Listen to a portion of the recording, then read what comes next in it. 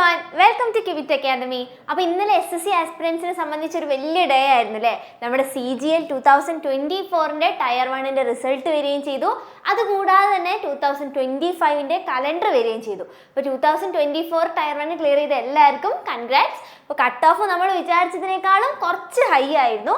നമുക്ക് നോക്കാം എന്താ നമ്മുടെ ജനറൽ കാറ്റഗറിയുടെ കട്ട് ഓഫ് വന്നത് 153 ആണ്. നമ്മളൊരു 140-145 ആയിരുന്നു എക്സ്പെക്ട് ചെയ്തിരുന്നത്. സോ നമ്മൾ എത്ര പഠിക്കണം? നമ്മൾ കുറച്ചുകൂടെ ഇനിയിപ്പോൾ കിട്ടാത്ത ആരും വിഷമിക്കേണ്ട. അടുത്ത ഇയറിൻ്റെ കലണ്ടർ വന്നിട്ടുണ്ട്. അപ്പോൾ അടുത്ത ഇയറിലേക്ക് എന്ത് ചെയ്യുക? നിങ്ങൾ എന്ത് എഫേർട്ടാണോ എടുക്കുന്നത് അത് കുറച്ചുകൂടെ എടുക്കുക. എന്നിട്ട് അതിനനുസരിച്ച് അപ്പോൾ അടുത്ത ലിസ്റ്റിൽ നിങ്ങൾ എന്തായാലും ഉണ്ടാവും. ഈ ലിസ്റ്റിൽ ഏകദേശം 16 ലക്ഷം പേരെയാണ് സെലക്ട് ചെയ്തത്. 16 ലക്ഷത്തിന് കൂടുതൽ ആളുകളെയാണ് സെലക്ട് ചെയ്തിട്ടുള്ളത്. 20,000 വേക്കൻസിയാണ് ഉണ്ടായിരുന്നത്. സോ അടുത്ത ടയർ 1 അതായത് 2025ലേക്ക് നിങ്ങൾ എത്ര ടൈംസ് കൂടുതൽ പഠിക്കുന്നോ അത്രയും നിങ്ങളുടെ ചാൻസ് കൂടുതലായിരിക്കും. സോ നമുക്ക് എന്നാണ് നമ്മുടെ എക്സാം വരുന്നത് എന്ന കാര്യങ്ങളൊക്കെ ഒന്ന് നോക്കാം.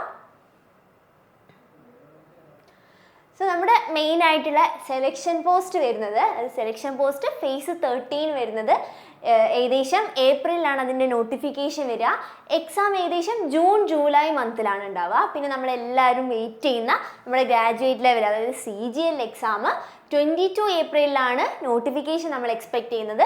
എക്സാം ഒരു ജൂലൈയോടെ എക്സാം ഉണ്ടാകുന്നതാണ്. പിന്നെ CPO മെയ്യിൽ നോട്ടിഫിക്കേഷൻ വരുന്നു, ജൂലൈ ഓഗസ്റ്റിൽ എക്സാം ഉണ്ടാവുന്നു. ഹയർ സെക്കൻഡറി അതായത് നമ്മുടെ CHSL മെയ്യിൽ നോട്ടിഫിക്കേഷൻ വരും, ജൂലൈ ഓഗസ്റ്റിൽ എക്സാം ഉണ്ടാവും.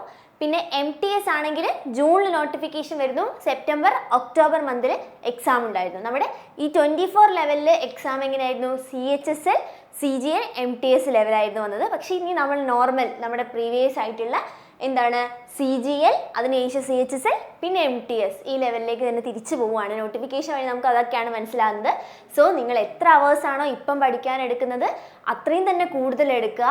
ഒരു ഡെയിലി ഒരു 10 hours എങ്കിലും നിങ്ങൾ സ്റ്റഡീസിന് വേണ്ടിയിട്ട് മാത്രം മാറ്റി വെക്കുക. അപ്പോൾ ഉറപ്പായിട്ട് നിങ്ങൾക്ക് എന്ത് കിട്ടുന്നതാണ്? അടുത്ത CGL നിങ്ങളും ഉണ്ടാവും.